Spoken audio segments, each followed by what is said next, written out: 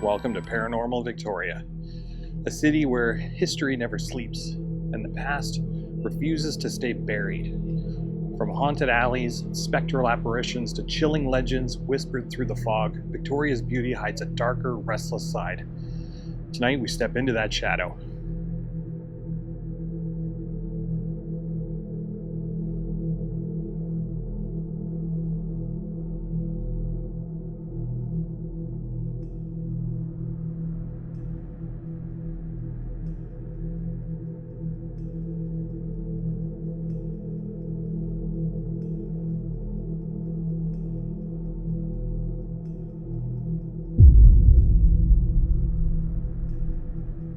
Fantan Alley, tucked away in the heart of Victoria's Chinatown, is the narrowest street in Canada, measuring less than a meter wide at some points.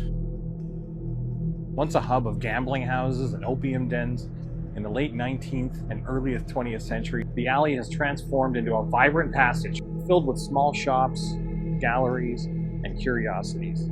Its red brick walls, overhead balconies, and lanterns give visitors the sense of stepping back in time while still being rooted in the present. Today, tourists wander the twisting corridor to explore boutiques, record shops, and tea stores, but echoes of the alley's past still linger. Whispers of hidden tunnels, secret rooms, and long-gone vices contribute to its aura of mystery. Walking down Fantan Alley isn't just about shopping. It's about brushing up against layers of history that make Victoria's Chinatown one of the oldest and most atmospheric in North America. Yet beneath the charm and color, shadows remain. Some say the narrow passage still carries the weight of secrets long concealed. Ghostly murmurs drifting through the brick walls, footsteps that echo when no one is there. In Victoria, even the liveliest corners often have a darker story waiting to be told.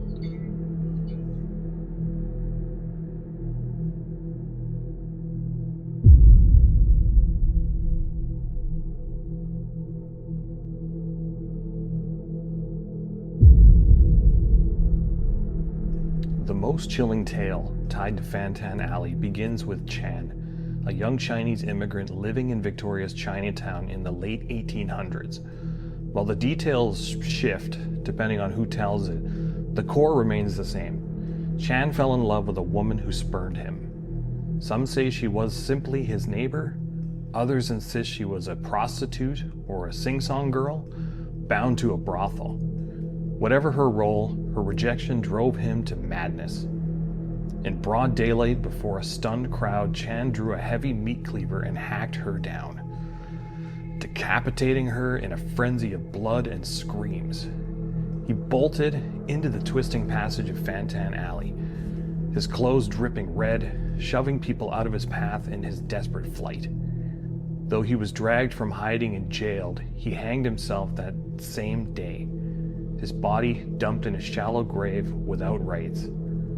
Since then, countless witnesses have reported feeling a sudden push, as if by unseen hands, hearing phantom footsteps pounding past, or even glimpsing a blood-soaked man with a cleaver racing through the alley. Whether remembered as a spurned lover or a killer consumed by Chinatown's shadows, Chan's legacy has stained Victoria's narrowest street with a darkness that refuses to fade.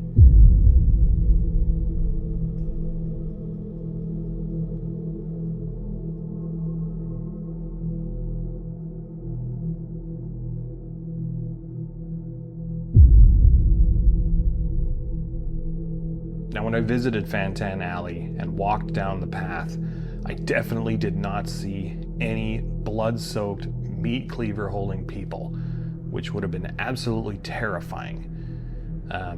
It's a quaint little area, lots of neat shops, definitely a spooky vibe, but I did not see anyone that was dripping in blood or any gruesome visions, and nobody pushed me out of the way. Doesn't mean that these things aren't happening. People are reporting them. I can only imagine what it would be like to turn around and see a vision or a poltergeist dripping with blood, holding a giant meat cleaver. So next time you wander into Fantan Alley, remember it's not just the shops and tea rooms that fill these walls. It's blood, rage, and a spirit that has never found peace. People still feel him tearing past, shoving them aside, his phantom footsteps echoing in the bricks. Some even swear they glimpse him.